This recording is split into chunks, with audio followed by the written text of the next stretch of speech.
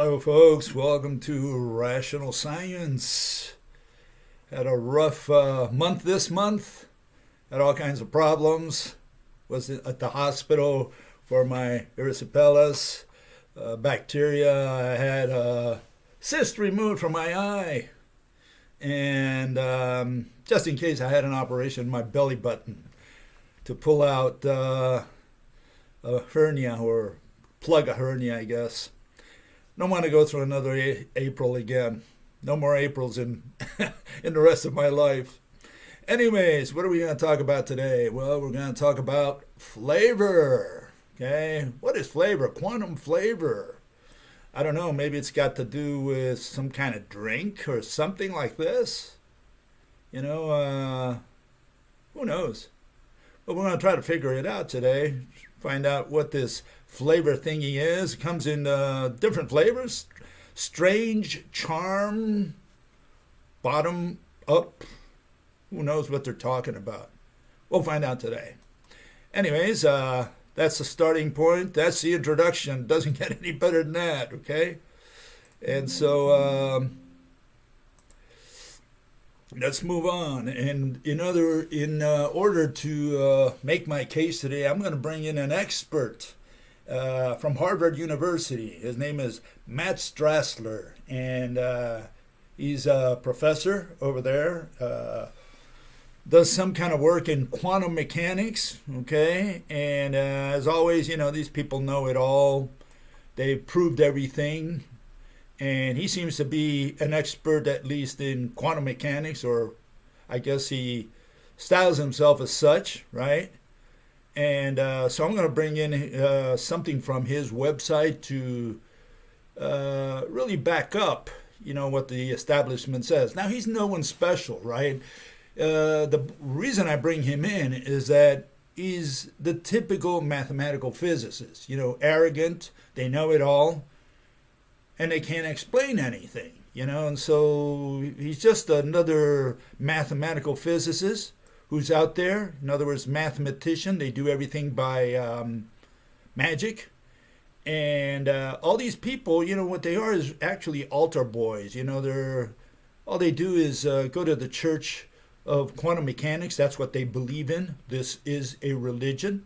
No doubt about it. No different than those people who say they believe in God and the angels and Jesus Christ. This is absolutely nothing different what these people do and believe in. They believe in quantum mechanics. They believe in general relativity, string theory. All those are irrational theories. Not one of them survives rationality. And therefore, whatever they do is irrational. They believe in this irrationality. And you say, well, how can quantum be irrational? I mean, is irrational like general relativity is irrational? Is string theory also irrational? Absolutely. And the reason that quantum mechanics is irrational is, first they give you this long theory. They say, we know this, we've proven that, we demonstrated this, we've observed, we discovered. We get Nobel Prizes for doing all this. And after 2 hours of giving you the explanations, which are all irrational, they say, we don't understand our own theories. And you say, hold it, you just spent 2 hours telling me your theory, and now at the end you say that you don't understand your own theories? Something seems to be off there, something's wrong, okay? And I hear you have Niels Bohr, and he says it for me. I don't have to say it for him. He says the following. He says, if you claim that you understand quantum mechanics, you are an idiot. He did not use those exact words, but it's close enough, And here you have another fellow, and his name was Richard Fina, and he says something similar. He said, I think I can safely say that nobody understands quantum mechanics. Isn't that strange that he would say that? And the interesting thing is what he says at the end. He goes through this and says that nobody can understand quantum mechanics, can make a model of it, etc. Says theoretical physics, quantum mechanics, general relativity, all these, they form part of mathematical physics, what they call physics. It's not physics at all, but they call it theoretical or mathematical physics, has given up on that. Now that tells us two things. First, it tells you that they don't understand their own theories. It confirms that. And second, just as important, means that it used to be part of physics, or of what they called mathematical physics. It used to be part of physics. But since they cannot explain a single phenomena of nature, nothing, absolutely not one, they've given up on that. And yeah, because mathematical physics can only describe. It has no power to explain. And so this is the problem. The problem is they don't have any explanation. All they have is mathematical descriptions, which they call theories. So they say quantum theory. No, quantum theory is not the math, not the equations. Quantum theory is explain to me how the micro world works. Or general relativity, explain to me how the macro world works. And by how it works, we're not talking about a description. We're talking about what are the causes, the mechanisms that underlie all phenomena. And not a single mathematical physicist in the last 10,000 years can explain to you how the universe works. Okay? Meaning why it works the way it does, meaning cause mechanisms. That's the issue. And so this is the problem. It used to be part of mathematical physics, but they've given up on that. And here you have another fellow. His name is James Beichum. He's another mathematical physicist, but he says it very plainly for you. He says, what causes gravity? This is the type of question that keeps physicists up at night. Because physics is, among other things, as you know, the search for mechanisms. The reasons or explanations for why certain things happen the way they do. So yeah, causes and mechanisms are part of physics. In fact, that is the only part that belongs to physics. The mathematical descriptions, that has nothing at all to do with physics. That's math. Okay? Descriptions. Science is about explanations. Physics is about explanations about causes and mechanisms. And that's why none of these people can explain anything, because math can only describe.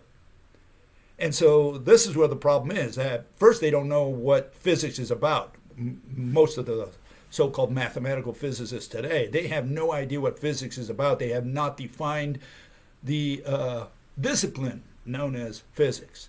That's where it starts. If you look it up, it says the study of.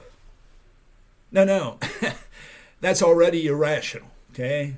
Means a little boy opens a book of physics, textbook of physics from high school or whatever, and he's a physicist because he's studying. So anybody who studies physics is a physicist. He's already doing physics. Hopefully the study of is a bad way to start any definition. In fact, you can study all week and get a 0 on the test. Does that make you a physicist? You haven't learned anything. You studied, but you didn't learn anything. So does that make you a physicist? And so all these disciplines, they start with the phrase, the study of. And obviously all those are irrational definitions. Now, physics is about explanations. And in the case of physics specifically, because that's what science is, explanations, rational explanations. In the case of physics, it's rational explanations of causes and mechanisms. That's it. That's all that physics does. Anything beyond that is not part of physics. And so, yeah, these people cannot explain anything. They cannot explain a single phenomenon. They only have irrational explanations. And at the end of it, they tell you, at the end of their presentation, they say, oh, we don't understand our own theories. Yeah, no kidding. And one of the problems that they have is language. Another one is the fact that, at least in quantum mechanics, they have this word called particle, right? And there are no such things as particles in quantum mechanics. Not what a normal human being, a rational human being, understands by the word particle. Particle is a corpuscle. That's what it is, a grain of sand. That's what a particle is, a little ball, a little bead. That's not what it is in quantum mechanics, okay? Well, it is and it ain't. It's both. See, they say it ain't, but then they always simulate it with a little bead, a little particle, a little ball. And so they have all these contradictions. It's got a lot to do with the language that the mathematicians use. And they say, look, it's It's a particle theory. And you say, well, what's a particle? Well, it's not what you think it is. It's not a corpuscle like the classical, Newtonian type of corpuscle, a little bead. So what is it? Well, it's just a number, a value. They're moving values. But how do they represent the values? When they illustrate their theories with little balls, with little dots. Okay? So they have these contradictions. They say it ain't a particle, but it is a particle. Okay? And part of the problem here it is, you have one fellow, his name is Arvin Ash. He's on the internet, so-called mathematical physicist, and he synthesizes it, and here you can see what he's saying. He's saying that a particle is not even this island, this discrete entity. What it is a protrusion from the field. It's a vibrating portion, a local vibration of the field. And so it's really a peninsula, not an island. And so, they changed the quantum. The quantum that Bohr had at the beginning of the 20th century in the 1900s, 1915, 1920s, that's dead. That's completely dead. They don't use that anymore. It's been replaced by quantum field theory. They had to do that because they had to unite or seek a way of uniting quantum with general relativity, which is a field theory. And so they started messing around with a field in quantum mechanics. And guess what? They said, well, the particle is not really a particle. It's a protrusion of the field. But what's a field? Field is a bunch of numbers, a value at each point in space. That's the definition of field. It's a concept. It's an abstraction. But they treat it as a physical object. They represent it with a what? A canvas? Fishnet? What is that? Trampoline? I don't know. But they represent it with this thingy there. And then they say the vibration of that is that little protrusion there, which they call a particle. And so we have a problem because they're using concepts, right? And they're turning them into physical objects. They're reifying all their concepts, mathematical concepts. And they're saying this is part of physics. No, it ain't. This is not physics. This is garbage. This is poppycock, what you see there. Okay? And so this is part of the reason they cannot explain a single phenomenon of nature, because they're reifying, all these concepts. That's the problem. Okay, and so it's this Straler fellow, he realized that there's a problem with language. He was smart enough at least to figure that one out, okay? And he says that on his website, okay? So here, this is more or less what he says, the ambiguities of scientific language. Popular science books ought to devote more pages to the issue of how language is used in science. The words scientists choose are central to communication and miscommunication, both among researchers and between scientists and non-scientists. The problem is that all language is full of misnomers and contradictory definitions, and scientific language is no exception. Well, no, not in science. Science we have perfect language. It's in the religion of math. Mathematics, mathematical physics, that's where they have all these problems, because not a single word, important word, critical word that makes or breaks theories, not one of them has ever been defined by a mathematician. That's the problem in the last 400 years, since the days of Galileo and Newton. We should try to make our language super precise. Absolutely. And in science it is super precise. It's in the religion of math where it's not precise. That would be hopeless. Our terminology changes over periods of a few years, and we can't fix it in stone. Yeah, see, the problem is they keep moving the goalposts in mathematical physics. In science, we have permanent definitions. And anyone who doesn't like the definition has a single recourse, and that is to propose an alternative, a better mousetrap. That's it. And if he can't come up with a new mousetrap and defend his definition, it just gets thrown in the trash can. Okay, that's the way it works.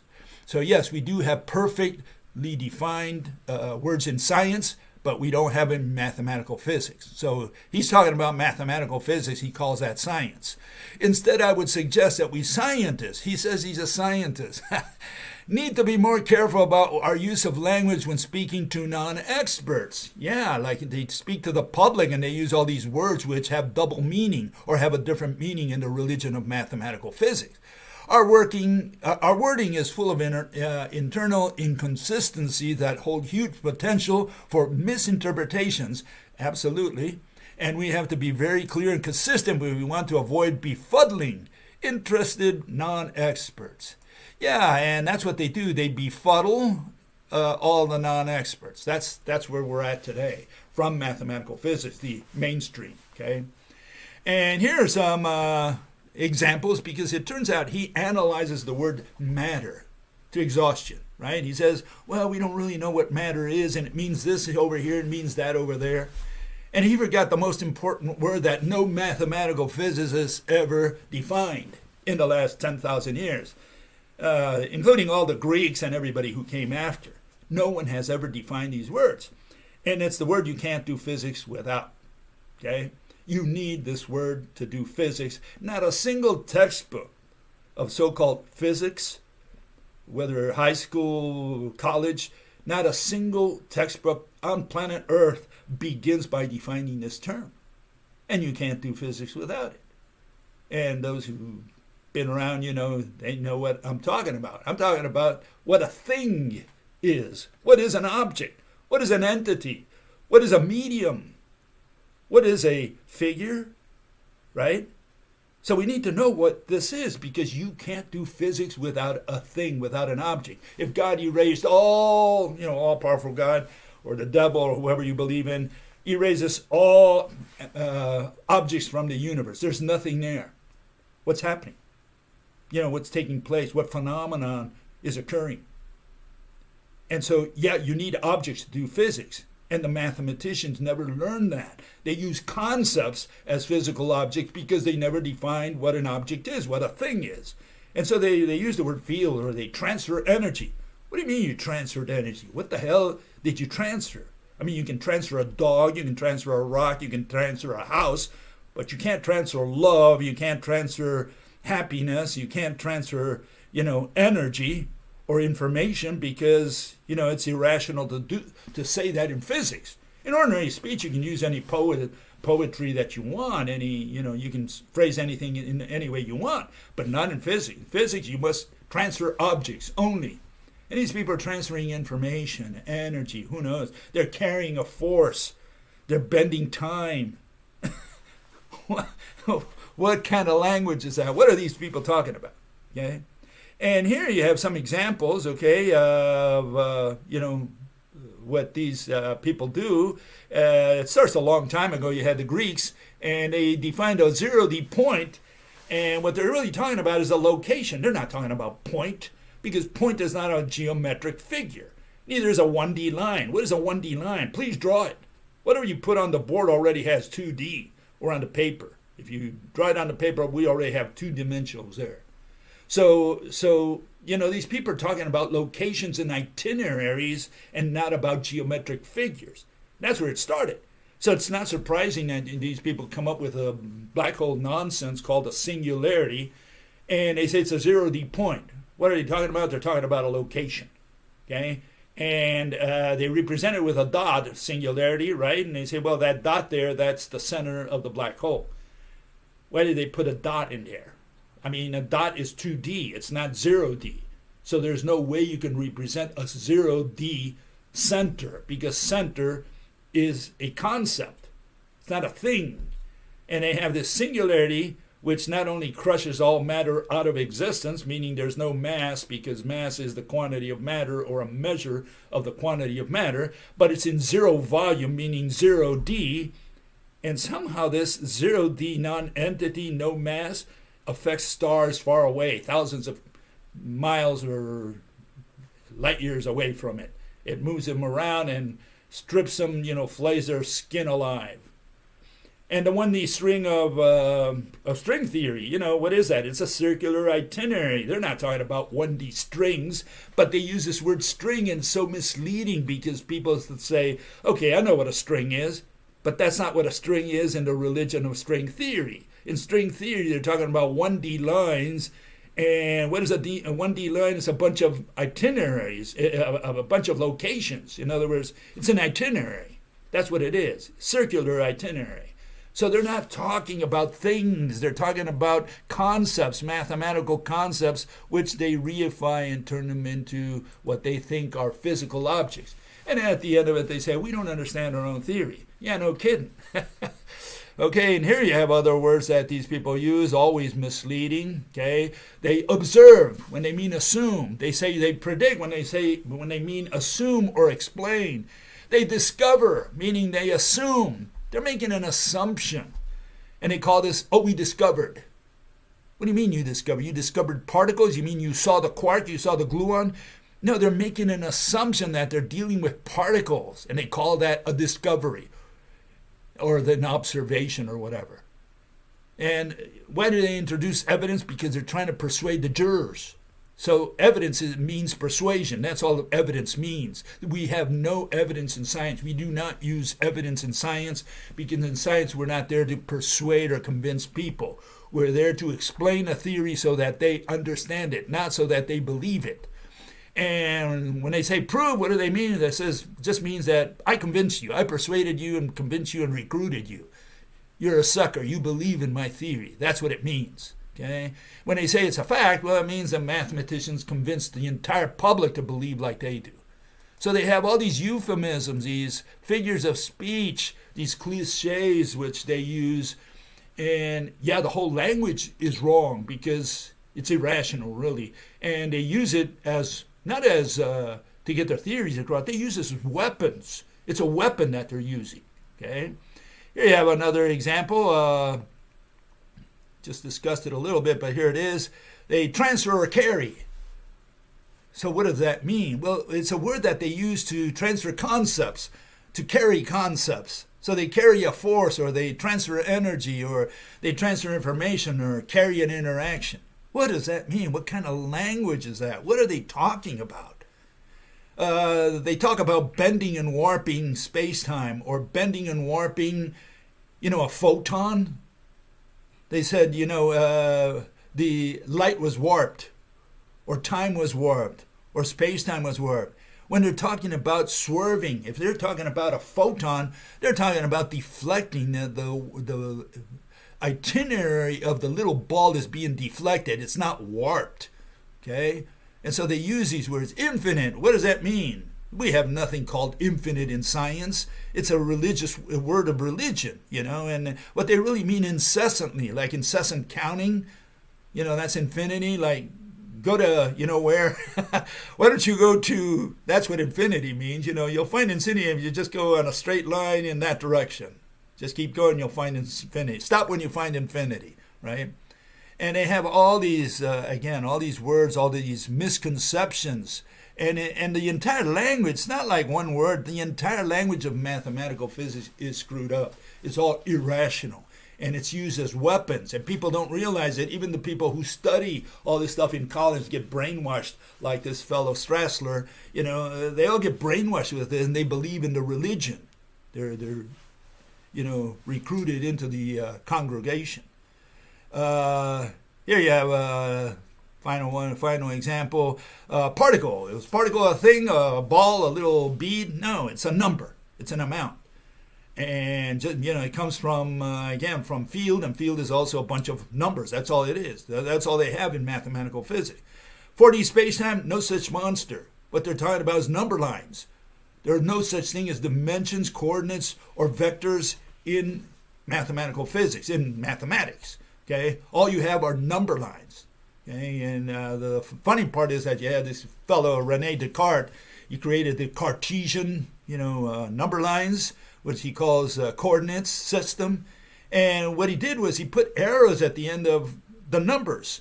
So he put all the numbers in a row, like 1, 2, 3, 4, in ascending order, and he put an arrow. Well, that's irrational. Numbers don't have locations. You can't put an arrow and say the numbers go in that direction. Direction has nothing to do with numbers. But, he didn't realize that. And today, even to this day, they just teach you this in high school, that, you put an arrow at the end of a line and call it a, Cartesian coordinate or whatever. Okay, black hole, again, 0D with no matter, but lots of mass. And if you have no matter, how can you have any mass? Because all matter has been crushed out of existence. Dark matter, what is that? Just a fudge factor in an equation. They put it just to make, the velocity come out right of, the galactic rotational problem, right? Dark energy ain't nothing that pushes galaxies apart. They're looking for it. It's invisible, intangible, and they tell the astronomers, go look for it with your telescope. Quark, we talked about that the other day. It's a fudge factor, fractional charge to explain why neutrons have no charge. They had to come up with this scheme. And the gluon is, this little chameleon ball. It's got all these colors and it goes back and forth, changes colors, and it morphs into tubes, bed springs, and rubber bands. So it's a little ball. It starts out with a ball, as a ball. Quark throws this little ball at another quark, but in the meantime, instead of traveling as a ball, it extends as a tube. When it hooks up to the other side, it becomes a bed spring, and suddenly, these two quarks are bound together. And then they show how they can also be elastic. This tube can be elastic. This bed spring can be elastic. If you pull it hard enough, it breaks like a rubber band would. If you pull it, strong enough.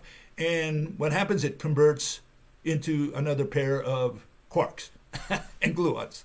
So yeah, gluon is a very magical thing. That's why they introduce it, because it's very handy to explain anything they want. And then at the end of it, they say, of course, that they don't understand their own theory. Spin, we discussed that the other day. They say it's not like a top. They always clarify that. Spin is not like a top.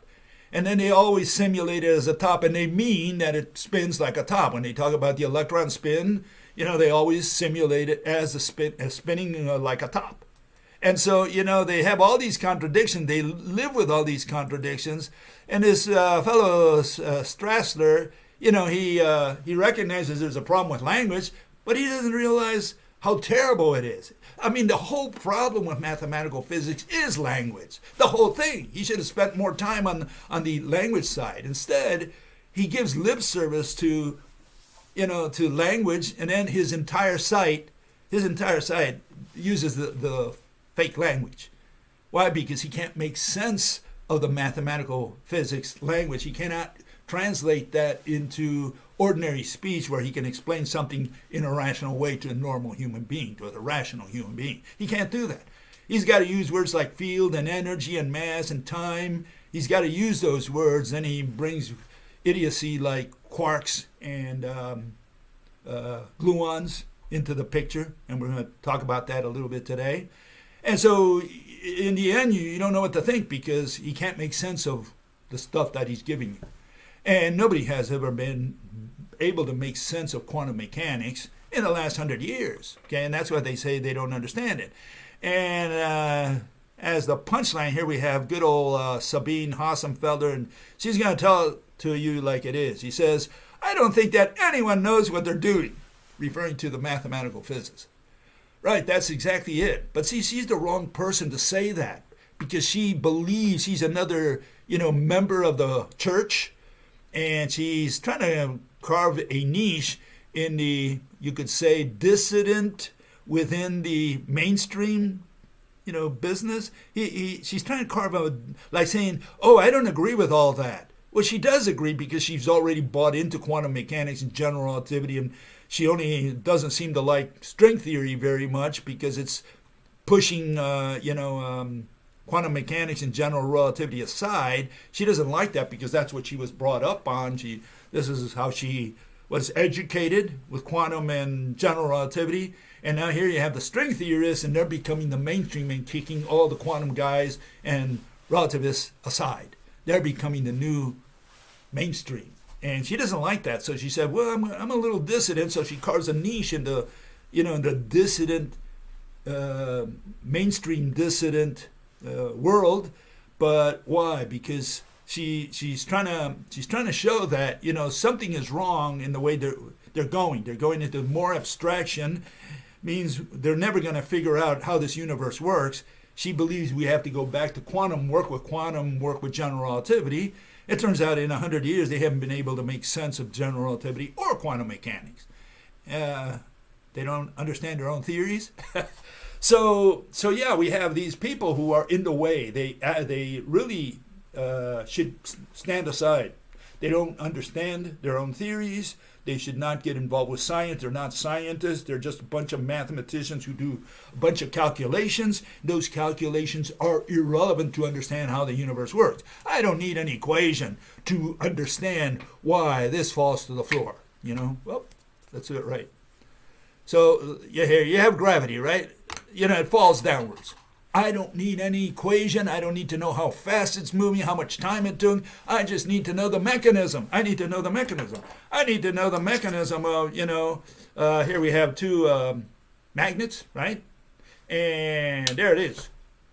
I need to understand what's causing that, how Mother Nature does this magic trick. I don't need to know how fast it goes. I don't need an equation to understand the mechanism. And right now we don't have any mechanism.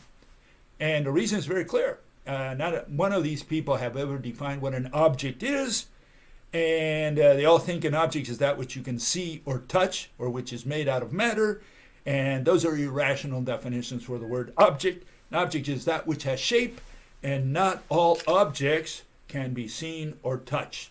There had better be an object, a thing, a medium, right, between these two magnets, because I can feel it pulling. And the fact that I can't see or touch them only means that we have the wrong definition of what a thing is. A thing is not that which you can see or touch. A thing is that which has shape. Whatever's in there has shape, but you cannot see or touch it. Okay? We got that straight? Okay, so this fellow, Straler, it's interesting that he goes in there and he touches upon a subject very dear to me. And he goes in and talks about waves. But he doesn't like the word wave, so he didn't create it. He just borrowed a word that's been around for a while called wavicle. What is a wavicle? Okay, and so here we'll have it from the horse's mouth. Okay, here he will tell you. It says a wavicle does have features of both waves and particles. That's why they call it wavicle, right? But it also lacks features of both waves and particles, okay? For this reason, I would personally prefer to say that is neither one, okay? I don't think it's useful to say that it is both wave and particle, or to say that it is sometimes wave and sometimes particle. It's simply something else. Well, that's so terrible because he hasn't told us what a wavicle is, but he says that it's something. It's a something, but he doesn't tell us what it is. He doesn't draw a picture of it anywhere, right? So I had to draw it for him. Are those wavicles, what we see there, those little squiggly lines? And you have Roger Penrose's wave packet, which is what a wavicle is, but this fellow is saying it's not. But he has this curlicue, this corkscrew, and he's got an arrow going through it. That's Roger Penrose's scientific version of the wave packet or wavicle. Yeah, a wavicle is a quantum garbage. That's what it is. Nonsense. It's poppycock. Okay? So let's look up the word wavicle to see what it is. And here we find a definition of the word wavicle, just so everybody knows. Wavicle, a quantum entity that exhibits both wave-like and particle-like properties. A concept, right? Not a physical object, but a concept known as wave-particle duality. That's what a wavicle is. It's a concept that has to do with how something behaves and not what it is. Okay? This duality means that at times an object, talking about objects, behaves like a wave, and other times it behaves like a particle. So they're not talking about the object, they're talking about how it behaves. That's what a wavicle is. Wavicles in the context of quantum mechanics are a way to conceptualize these dual behaviors. They are not simply waves or particles, but a combination of both, which as well as Straler is, it's neither. So we got a problem because, they have all these contradictions, they all live with them. They live with, wavicle is both particle and wave, and then the other guy said, well, no, it's neither. So what is it? Well, I don't know, because he never defined it. He never told us what it is. But he's going to, do his whole theory on this wavicle thingy, okay? Whatever it is, right? Okay. All we need to know from the wavicle, or wave, or whatever he wants to call it, he can call it X for all we care. This is what we need to know. This is the only thing he's got to explain to us. And here you have an electromagnetic wave, right? Or wavicle, whatever he wants to call it, wave packet, right? Extending all the way from the Andromeda galaxy to Earth. So, the wave is produced in an atom, right?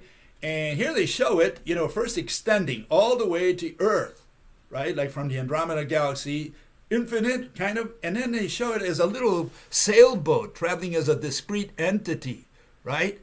And so which one is it? I mean, are we talking about, the wave extending all the way from Andromeda here, from where it started in the atom, all the way to the Earth? Or are we talking about, here, let me synthesize it here. Here it is. This is the only thing Straler needs to answer. I mean, are we talking about a little sailboat that has a beginning and end within a certain length, whatever, right? Or does it extend all the way from Andromeda Galaxy? Is this little sailboat traveling as a discrete entity, or does it extend? That's all he's got to tell us. And so he's going to talk about the infinite wavicle, infinite waves, whatever that is, meaning it extends forever. And he just lets it go at that. You figure it out, what he's talking about. What do you mean an infinite? Doesn't it start at an atom, this wavicle, wave pack, or whatever he wants to call it? He knows that it starts at an atom because that's where it started. So we have a starting point. And when it reaches, I guess, an atom here on Earth, I guess that's where it ends, right? It's absorbed or whatever they call it, right? So the only question he's got to answer is whether it extends or whether it travels as a discrete entity, a little sailboat. Okay, that's it. That's the only thing he's got to really tell us in order for us to understand what he's talking about. And of course, he can't do that. He wouldn't be able to do that. He's not smart enough, okay? And so it's funny because he brings in the standing wave, the famous standing wave, and he's going to try to explain the wavicle using this standing wave. And this is more or less what he's referring to. He's saying, you and a friend take a rope and stretch it tightly. Your friend moves one end of the rope up and down a few times. A wave will form at his end of the rope, and it will travel to your end. Okay, so we see it there. Okay, the guy waves it up and down, and the oscillations, travel to you. Okay, you're on the right. Okay, no physical object has moved from left to right. And he's wrong about that because, see, a physical object known as a rope, a piece of the rope, that's what's moved from left to right. But he says there's no physical object. And he's going to talk about some abstraction that they have in mathematics. After your own end of the rope shakes, the wave is gone. Yet the rope is still stretched as before. Energy and information has moved across the room. So he's got, what is moving? He's saying that energy and information, these concepts, he's moving concepts, he's moving love, and he's moving happiness and, grace, and who knows what other concepts he's moving. So he says energy and information. That's how a mathematical physicist, so-called physicist, talks. He talks about energy and information moving, being transferred. Okay? The wave travels. What do you mean the wave travels? Wave is not a physical wave is a concept. It's a dynamic concept. Wave is what something does. You can't say the wave travels. And it carries the energy. What do you mean it carries the energy? What kind of idiot talk is that it carries the energy? That your friend expended when he shook the rope. It carries the information. Again, he's carrying information, traveling waves, transferring energy, in its shape to you where it made your hand shake. Wow. No physical object moved from across the room, but still energy and information did. That's what moved. That's how a mathematician talks. He says that concepts move. And so on the one hand, he says, we have a problem with language, and then he uses the same stupid language, the irrational language, to make his case. That's throughout his entire website. I didn't read it all, by the way. I just looked at a little bit at the quantum mechanics side. Okay, but what's the funny part about this? He had the solution right there in front of him for all of physics. He had the solution right there in front of him. What did he do? He put a rope, right? So here we have a rope, right? He's got a rope, right? And he's going to wave it up and down. He's going to do this, right? He's going to wave it up and down. It never occurred to him because he doesn't have the mental capacity. That's why, right? And I'm talking about all mathematical physicists. He's just another example of the same thing. It never occurred to him that, there's another type of motion that a rope does, which is much more important than the one that he talked about. And that is torsion. Okay, so he never figured this out. He had it right there in front of him. He had the solution to all of physics right there in front of him. There it is. That's what he should have done. Not move it up and down, but torque it. Okay? So we have this transverse wave which goes up and down, and it's the worst possible wave to simulate light with. And I'll tell you why. Because, if you look at the transverse wave, right? It's the slowest wave imaginable. There's no slower wave than a transverse wave. Longitudinal waves that go back and forth, like sound, they travel 1.7 times faster during earthquakes than transverse wave originating from the same earthquake. So longitudinal waves are 1.7 times faster than transverse wave, than shear waves, and torsion waves are the fastest thing imaginable to anybody. I mean, there's nothing you can imagine that's faster than a torsion wave. And why? Because it's already connected at the other end. The other thing that he never figured out, see, if you take a string, right? Here you have a string, right? And what he did, he moved, let me move over here. Okay, so he moved it up and down. He goes like this, right? And he's creating all these waves, right? He never figured out that it needs to be connected at the other end. No mathematician ever discovered that you need to connect this at the other end. Let's unhook it from the other end. Let's see if we can send a transverse wave. Okay, now let's do it. Well, now you can't send a transverse wave for some reason. Yeah, you need to connect it at the other end. They never figured this out. And sure, if you have two atoms connected by a rope that torques in situ, now you can explain why light is so fast, because torsion is the fastest thing imaginable to man. But on top of that, you understand why it's a constant speed, because, when you have a rope, you have frequency times wavelength there, right? Little c is equal to 300,000 kilometers per second. What is 300,000 kilometers per second? Well, you have to take frequency times wavelength. They're inversely proportional. What does that mean? It means that if I have many links, like how many links I got there? 1, 2, 3, 4, about 4 or 5, right? Well, if I torque it more, I get more links, but each link is shorter. So we have shorter wavelength, more links, meaning frequency. And if you untorque it, well, now the links become longer, and you have fewer links. So frequency went down, and the wavelength, the link length, increased. That's the equation of a rope. That's what little c equals frequency times wavelength is. It's the equation of a rope. And so here you have what this fellow missed. Here he's trying to create a transverse wave by moving the thing up and down, when all he needed to do was cause torsion on that same rope. He had the solution right there in front of him, but he wasn't smart enough to figure that out. Okay, so one of the good things that you can do with a rope is show why the target never gets lost. Here you see you can move the target anywhere you want, and you'll always have a straight line. You'll always have a taut rope. Okay, so you don't need to worry about where the rope goes. The torsion will never get lost. That's the point, right? And this explains why, the moon can go anywhere it wants, and you have this retroreflector on the moon, and it doesn't matter, where the moon goes, the light will always hit that atom. Okay, from one atom here on Earth to one atom on the moon. You can choose any atom you want. The atoms never get lost, or the rope never gets lost, because it's a taut mechanism, a taut mediator. Okay, so yeah, that's the reason we can always point a laser at the retroreflector on the moon and get a reflection back, because all these ropes are taut and they unite any two atoms. Okay, all atoms in the universe are physically interconnected. Okay. So yeah, we have this irrational quantum mechanics thingy where you have these bean brains from the 19th and 20th century, and they came up with this model where you have the atom, which consists of a little ball, and this is the hydrogen atom, the simplest one, right? You have a little ball in the center called a proton, and you have another bead going around. And of course, none of these two are beads because they say they're just a bunch of numbers. They're not really balls, right? Beads, pearls, little stones.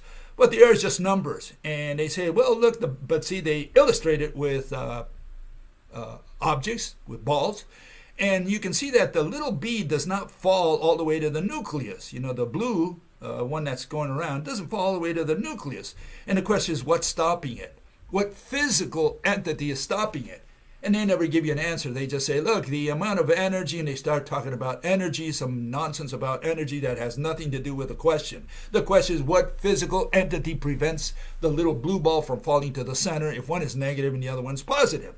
Or even worse, why doesn't the little blue ball just fly away? What keeps it bound to the atom? Why doesn't it just drift away?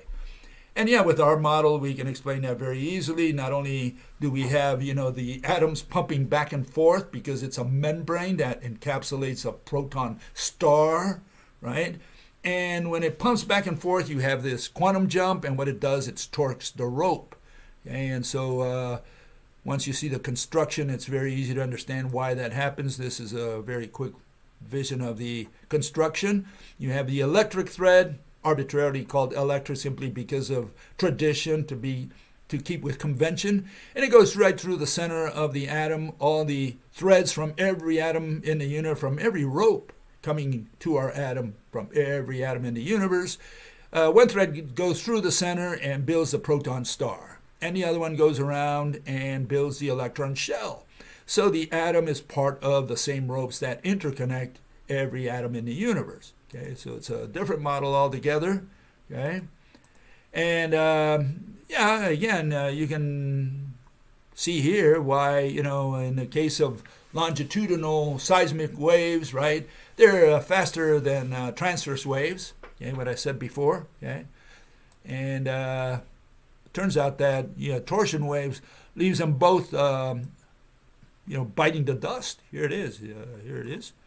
You have the one-way wave, then you have the transverse wave, which is one way. Again, they're both one way, the transverse and longitudinal wave. But you can see the turtle, which is the longitudinal wave, is 1.7 times faster than the snail-paced transverse wave. Meanwhile, the cheetah, beats both of them by a mile, and goes both ways. It's bidirectional. Okay, so now you know why a torsion wave is a better model for light than is either the longitudinal or the transverse wave. Those are the worst waves to model light with. And one more time here, you can see why the little c equal to frequency times wavelength, why that's the case, why c equals frequency times wavelength is the equation of a rope. Why? Because if you have 8 links, like at the top, right, if you untorque it, you get fewer links and each link is longer. And if you torque it many times, you get like twice as much, right? You get 16 links, you get more frequency, more links, and each link is shorter. So C equals frequency times wavelength is the equation of a rope. A rope is the only entity imaginable that can simulate that equation, which is the equation of the velocity of light. And no, you can't do it with a chain, for example, because chain is made out of links, right? So the fact that you twist it more would not change the links. It has to be a rope. It has to be, where the links get smaller the more you tighten it up, right? So transverse wave is dead. It's only used by mathematical physicists who are very ignorant of how physics really works, the physical world. Our real world. Okay, but today we're going to talk about this thingy, which is so weird. It's flavor? What is that? What is this flavor thingy? They have all these different flavors, and we need to figure out why or what they mean, And we start with a proton. Like we're going to start where we left off the other day, and here we have the proton. Okay. And the proton, they say, is made out of 2 up quarks and 1 down quark. Okay, and it's connected by all these gluons. But the gluon starts out, as a bead, as you can see there on the lower left, okay?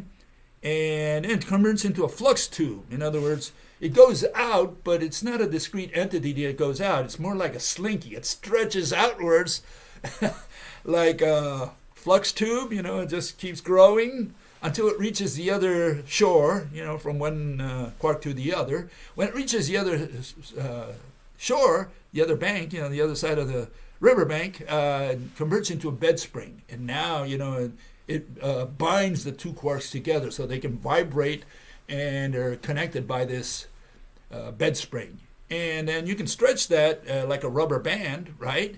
And if they break, it creates two more quarks. So it's all magic, and it's all garbage that they came out with from the top of their heads when they were doing math. Okay? So this is the poppycock they came up with. And the issue there, again, is that the so-called gluon, it's in the standard model as a particle, as a little ball. That's how you'll see it there. But somehow, those are traces, those white lines that you see for the gluon, those are traces. So is the gluon a trace? Is it the whole bed spring, or is it just a little ball that's moving? Which is the gluon?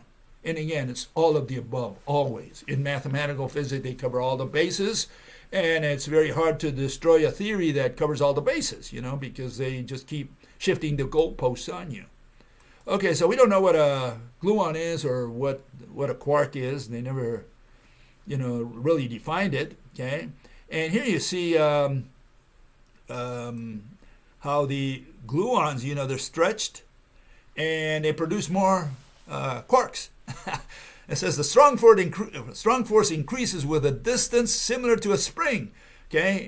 And, when you stretch it far enough, it creates, out of thin air, creates more matter called quarks. You would think this violates the second law of thermodynamics, but they clean their nose holes with that. They just continue on, prod on as if nothing. Okay, so this is their theory, magic, just pure magic. None of it has anything to do with reality or with rationality. It's just, they just get away with it. That's what they present. So what does this fellow Straler say about this? Okay, let's see what he's got to say. He says, you may have heard that a proton is made from 3 quarks. Yeah, in fact, everybody illustrates it like that. This is a lie, a white lie, but a big one. In fact, there are zillions of gluons, antiquarks, and quarks in a proton. And there you can see it on the lower right. All the gluons and up and down quarks all over the place.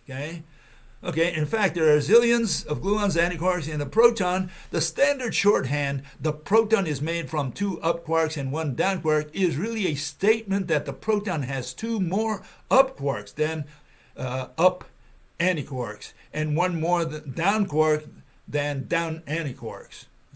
You can't even say all this shit. So what they're saying is you just have 2 more of one than of the other. That's all they're saying. But it's got gazillions of up and down quarks and gluons inside the proton. They never counted them, right? To make the glib shorthand correct, you need to add the phrase plus zillions of gluons and zillions of quark-antiquark pairs. And then he says the following. He says the inside of a proton is a maelstrom of quarks, gluons, and antiquarks running about at or nearly at the cosmic speed limit, smashing into each other and what? Appearing and disappearing.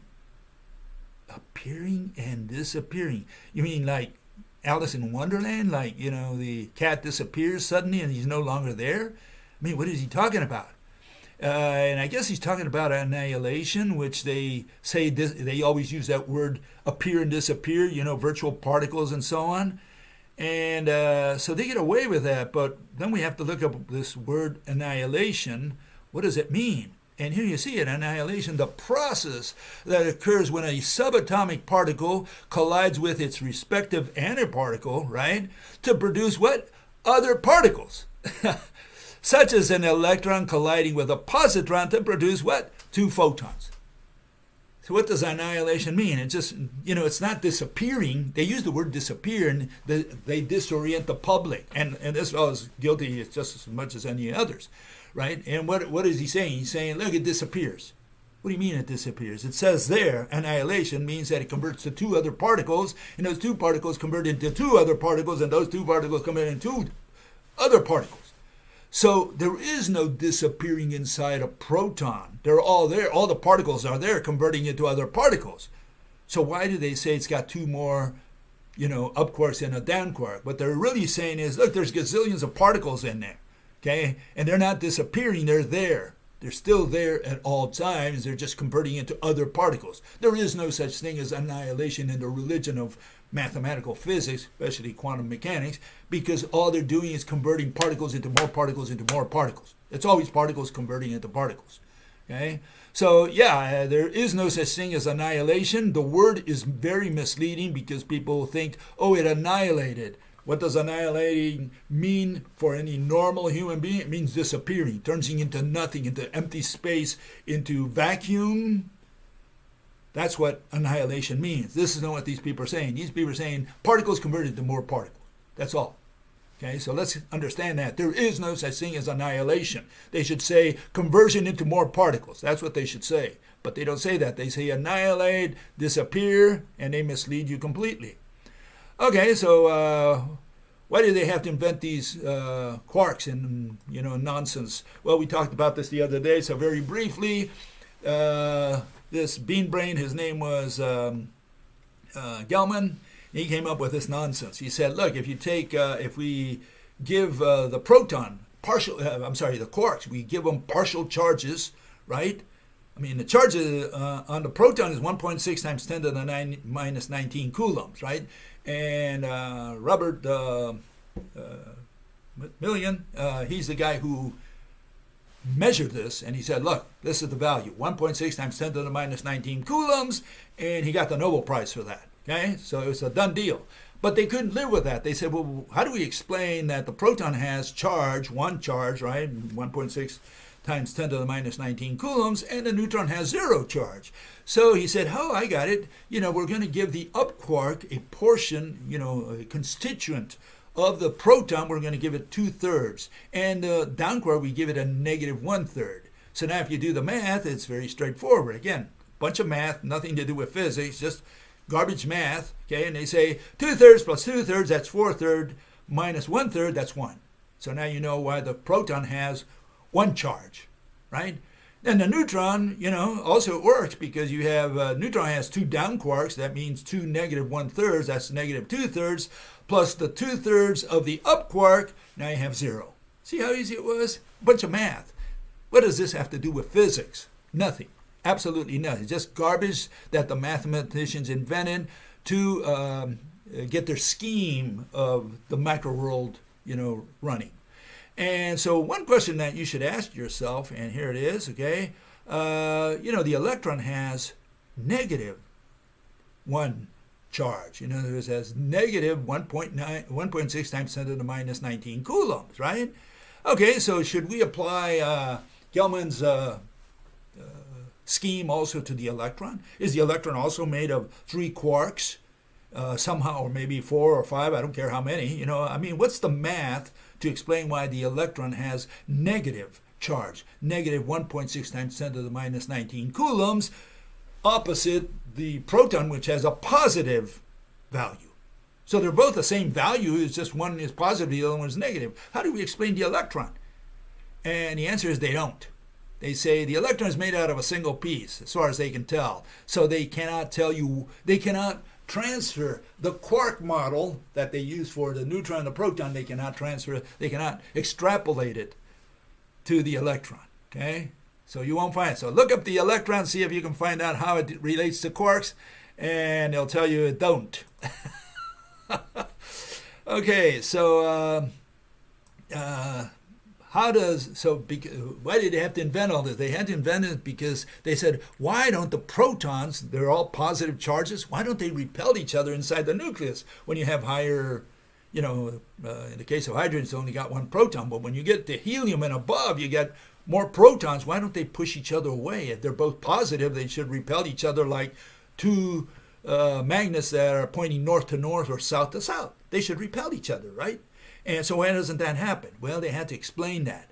And for that, they had to invent not only the quarks to give you the charge and the gluons, right? But they also had to invent, what is the force that keeps two protons together inside the nucleus? Why don't they repel each other? And that's where, they took us, again, people like Gelman and others, that's where they took us with all this stuff. And here you have one fellow who explains it to us, and his name is Arvin Ash, and we'll just listen to him. I mean, he should know, right? Here it goes. Listen carefully. Since electromagnetism is so strong, then multiple protons in the nucleus of any atom, like helium and beyond, should repel each other very strongly. According to Coulomb's law, the two protons in a helium atom experience a repulsive force equal to about 90 newtons, or 20 pounds. For something as small as a helium atom, this is a huge force. They should repel each other and fly apart instantly. The reason that these protons don't fly apart is because they're kept glued together by a force that is even stronger than electromagnetism, about 100 times stronger, called the strong nuclear force.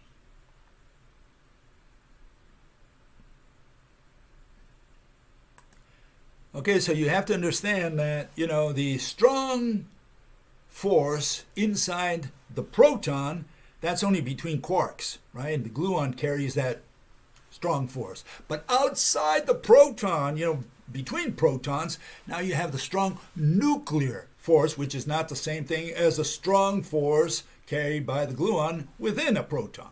Okay? So let's make sure we have two different strong forces here. One inside the nucleus, right? One inside the hadrons, like protons and neutrons, and one outside of them, which is the strong nuclear force. So now we have to figure out what the strong nuclear force is, okay? So again, we go with Mr. Arvin Ash, and he's going to tell you what this strong nuclear force is. Now, I want you to notice that he's going to use push. He's going to use push to produce pull. Okay? That's important. Keep an eye on that. Here goes. Inside the proton, the blue up quark interacts with the red down quark via a gluon.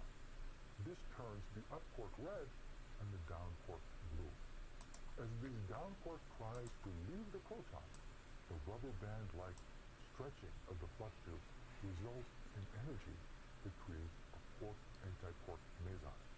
These newly created mesons, consisting of a blue down quark and anti-blue anti-down quark, form a color and charge neutral pi meson. The pi meson now interacts with the neutron at the bottom. The anti-down quark of the meson annihilates the down quark of the neutron. The down quark of the same meson join the neutron by taking the place of the annihilated down quark.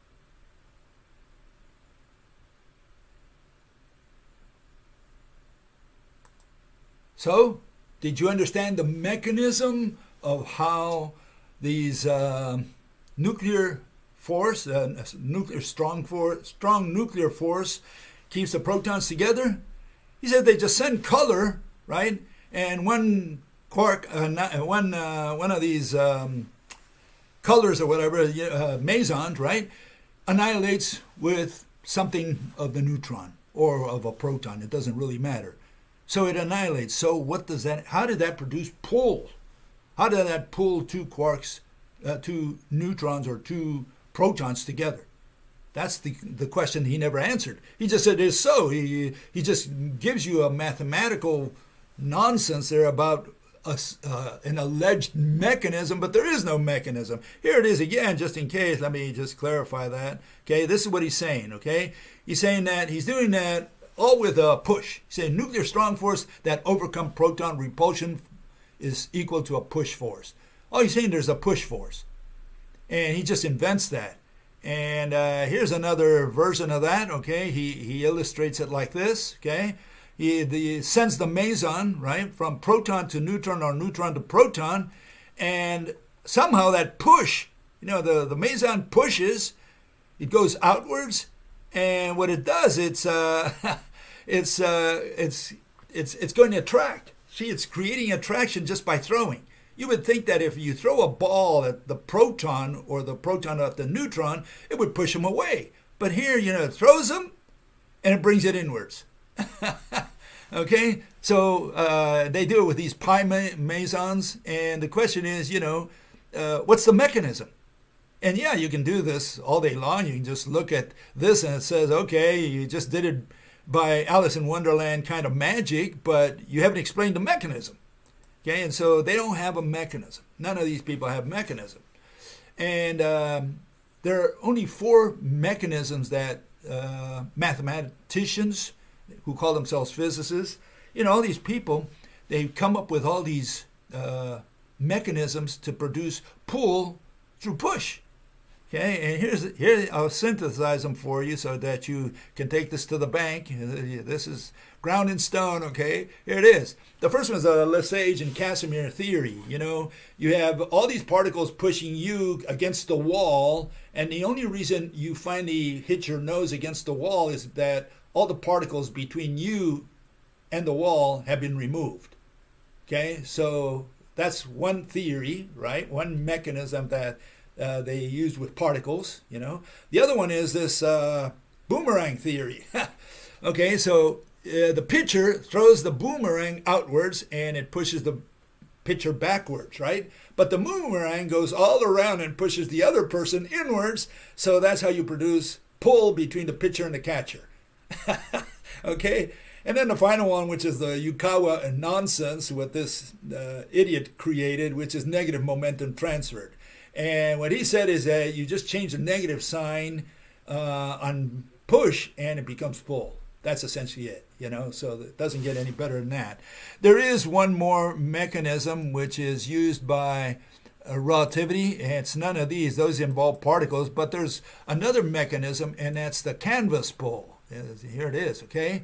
And what it is, you put, a ball there, and now when you put the other ball, it rolls over because there's a depression. Okay, that's essentially it. Okay, so now you know how to produce pull through push. Okay, you push the canvas downwards through gravity, obviously, because you need gravity to produce this effect. And this is the mechanism that the people in relativity use. They have this canvas, 4-dimensional space-time, which is really 4 number line canvas. Right? If you can think of it as a canvas, as a fishnet or whatever. And then you push it down because gravity pushes it down, and then everything falls into the hole. And it's more or less like this. Here's another version of that, okay, which I did. You have the bowl, and the 2 objects slide towards the center. That's how you produce attraction in the religion of quantum of general relativity. Okay, so now you know. You've got the 4 mechanisms there. You can take that to the bank, okay? Deposit it, make a lot of money with it. Okay, so how does this fellow Matt Straler do it? Okay, here he tells you. And please don't laugh, okay? Okay, he says 2 electrons approach each other. They generate a disturbance. A disturbance where? In the electromagnetic field. Field? I thought field was a bunch of numbers, value at each point in space.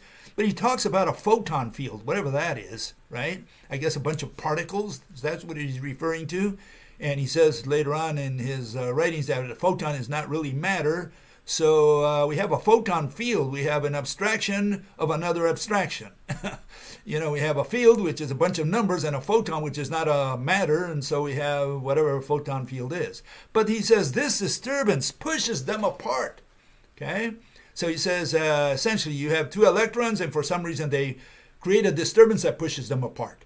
But then he uses the same image that you see there, right, in figure 2, and he says, as in figure 1, for a positron or an anti-electron, right, remember the positron is a positive electron, right, and an electron, now the slightly different disturbance causes what?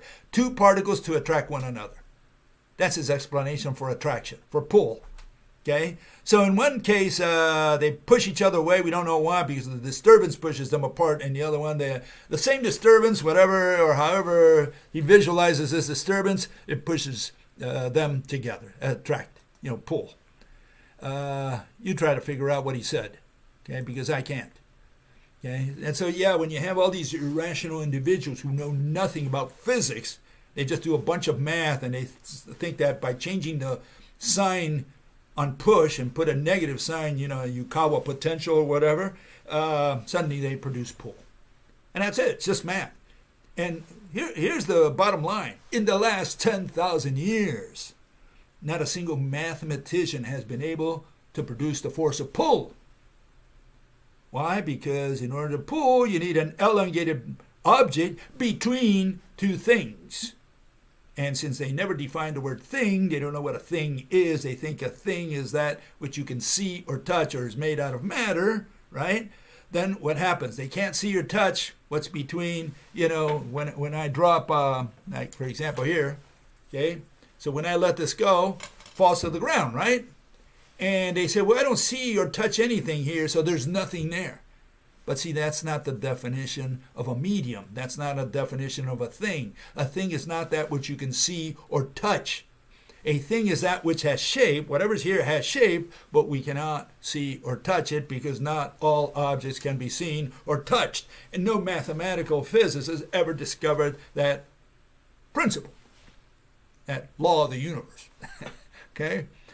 Okay, so let's move on to the main course of the day, which is flavors. Okay, what is this flavor thingy? And here you have Murray Gell-Mann, and he said postulated 6 kinds of flavors or quarks: up, down, bottom, top, strange, and charm. He just gave them names. I mean, you could call this XYZ for all we care. It's got nothing to do with what those words mean in ordinary speech. Okay, so forget about the words. You can call them, just use letters of the alphabet or numbers or whatever you want to use. Each of which comes in what? 3 colors: red, green, and blue. Again, it's not colors, it's just a classification system. That's all it is.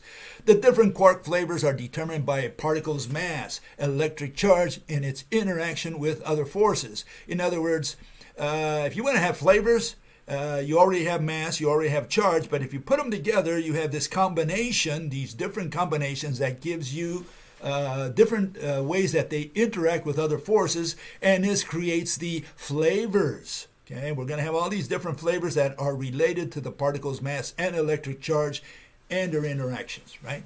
Each flavor has distinct mass, with the top quark being the heaviest and the up and down quarks being the lightest.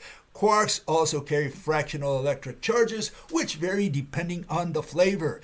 Different quark flavors have different electric charges, even within the same mass range. Okay, so they have all these differences. That's all it is. It's a classification system. That's all it is.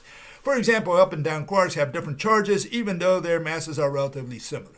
Quarks interact via the strong force, and the way they combine to form hadrons like protons and neutrons is influenced by both their mass and charge. In other words, all they're going to do is play around with mass and charge, right? And combinations are going to end up with a new, you could say, quantum number called flavor. Okay, that's all it is. It's a classification system, and that's why they gave this fellow a Nobel Prize, because that's all he could think of. He's a mathematician. What do you expect? And so this is what they're talking about. Here's the standard model, and they're looking at that as far as quarks are concerned, right? They're looking at what's inside the red box. Leptons there also have, flavors, but we're not going to talk about that today. We're just going to deal with the quarks, okay? Okay, so just in case, here you have a better view of that so that you can see it. Give me a second here. Okay, so you can see them better. You can see the charge, and you can see the mass, and you can see that the charge and the mass and the spin, they don't, all the numbers don't match. And that's how they create all these flavors called up, charm, top, down, strange, and bottom. Okay, they have all these flavors. And you wonder why they call it mass, and they have mega electron volts and giga electron volts. I thought giga electron volts divided by c squared, by the way. I thought the giga electron volts and mega electron volts in general, right? I thought that was a measure of energy. And so where did they get all this? That's not mass. I thought mass was measured in kilograms or something, right? And yeah, it's got to do with this fellow Einstein, and he said that E equals mc squared. That's where they got this from. And they're saying that mass is just a different form of energy. And that's like saying that, happiness is a different form of love, or love is a different form of energy. So we have the H for Harvard, right? Because it's got to be different than the Higgs, right? So you have the H for Harvard, right? And obviously, if you're in Harvard, you're happy. Why? Because like one of my professors at the university says, here we're going to define happiness as money. If you have money, you're happy. Okay, so he was kind of right about that. So yeah, we have money there, and if you work at Harvard, you probably do have money, so that's pretty good to use the H for Harvard. And what is the lambda? Well, that's for love, right? The L for love, lambda. So we represent it with a lambda letter. And but you have a heart dripping blood there, and so how does that convert into happiness, into money? Well, you have prostitution, you have slave trade, sex slave trade. You can make money off of sex, and so I guess you can convert one into the other. But the question is, how do you do that with E equals mc squared? What is energy? How do you convert that into mass? How do you convert mass into energy when neither word, energy or mass, has ever been defined? We don't have a definition for these two words, right? We have like 7 different types of mass according to the Wikipedia, and energy, we don't even have a definition. And here we have good old Richard Feynman. He's going to tell that into your face, right where you need it. It is important to realize in physics, he called it physics, right?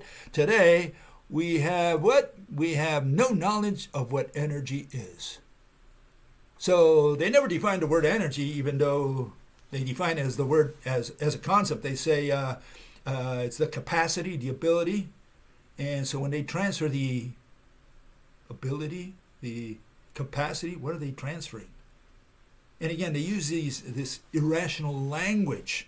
And that's what they teach people like Straler in college. He just believes it. He just swallows it because he doesn't have the ability to think that what they're telling him is irrational. He just believes it on the basis of authority, and then he becomes part of the club, okay, and just passes it on down to the next generation.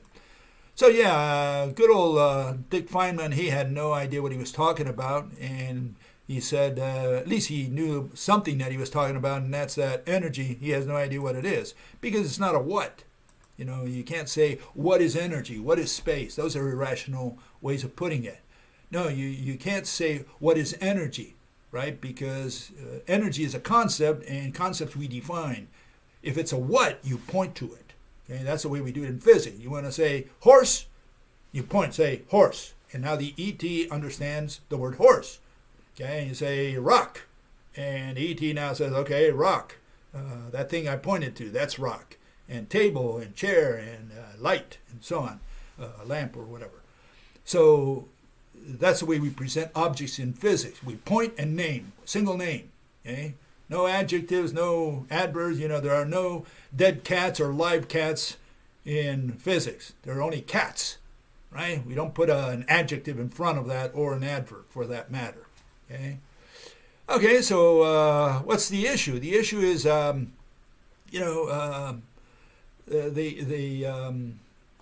they came up with these notions from running experiments in labs, and they had these bubble chambers first and then later on cloud chambers, and they found all these squiggly lines, and they said, we know what we're talking about.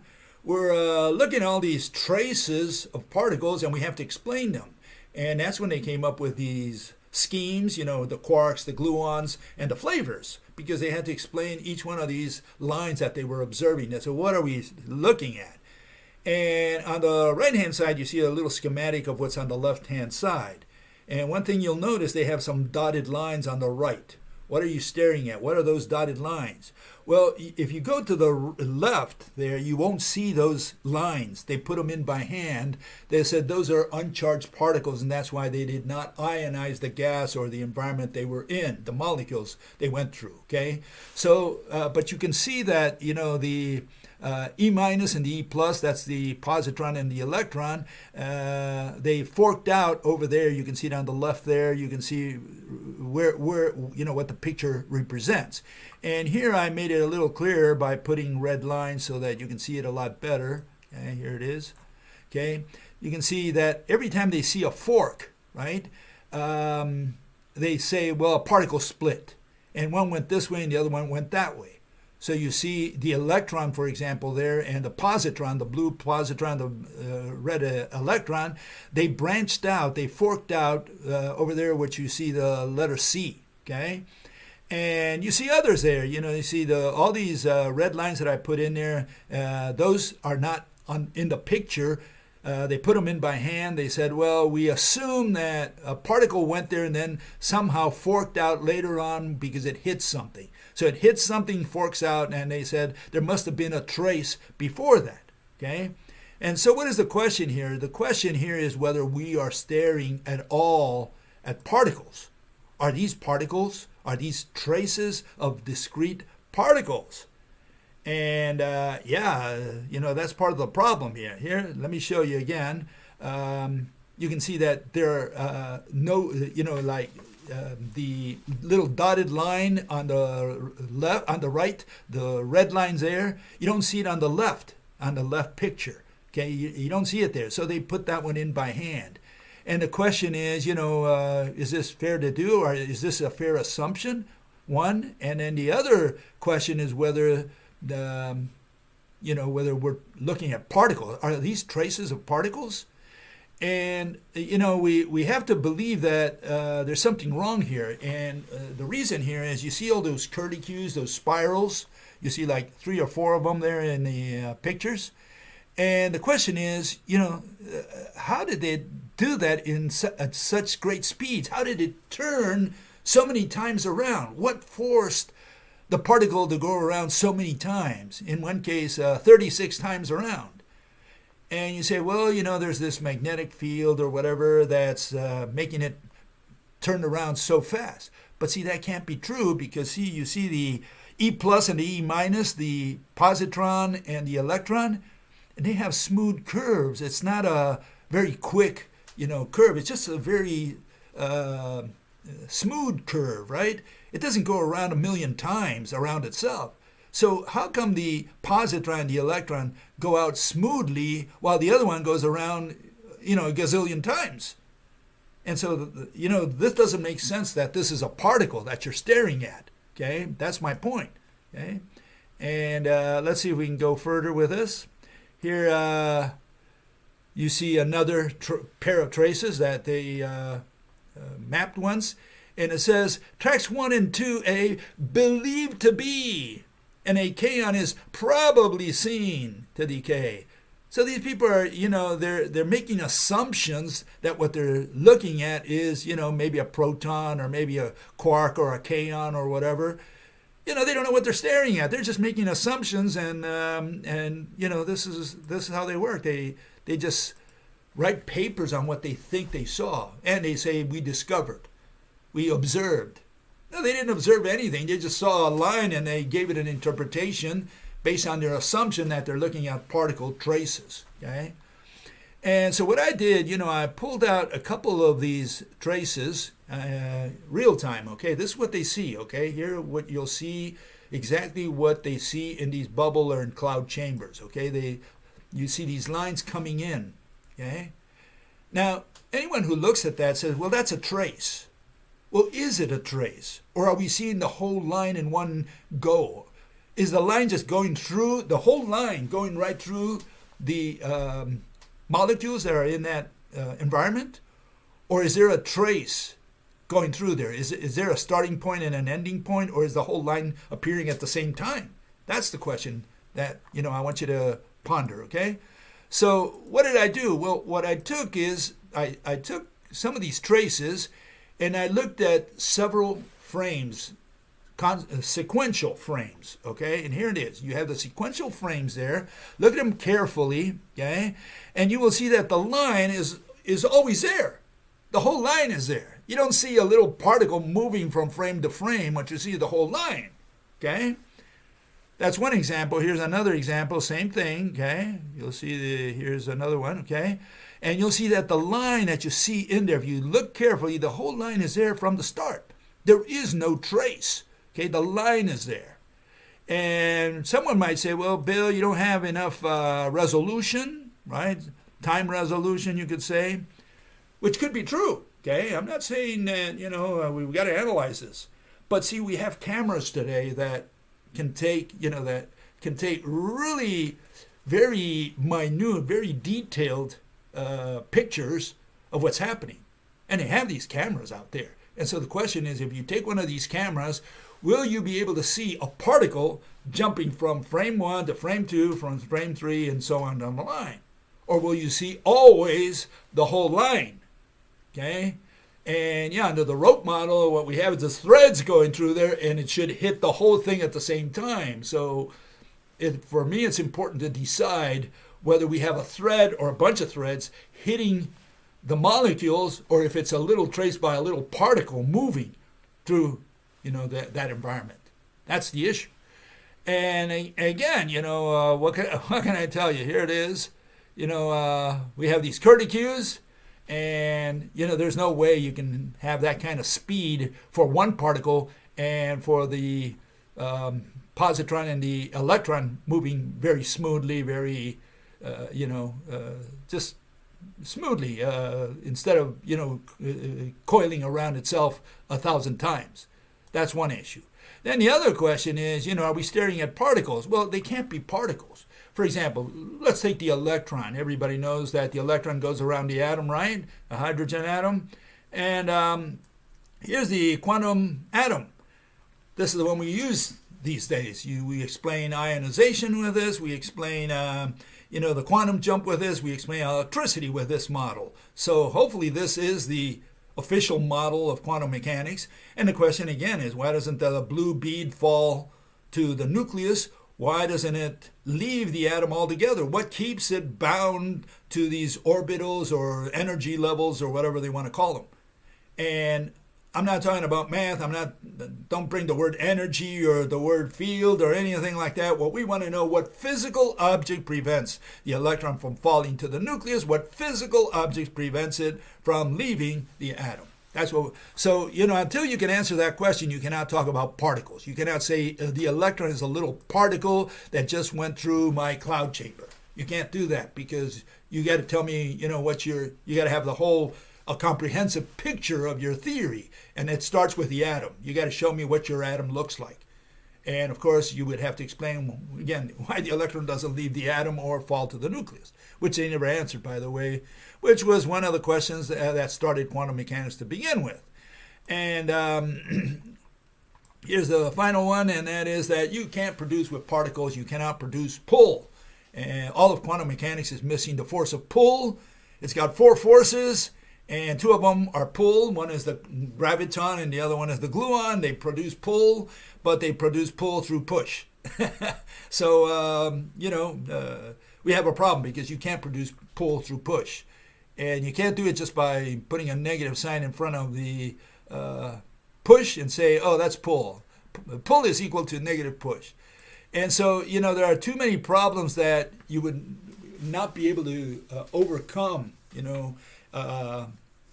by talking about particles, discrete particles. You cannot say that, these are discrete particles that are going through your cloud chamber or through the bubble chamber. Because before you can do that, you got to show me what your atom looks like. What are these particles? How do these particles produce pull? And you can't do that. And that's essentially the big problem with quantum mechanics. With that, I'll see you next week. Bye-bye.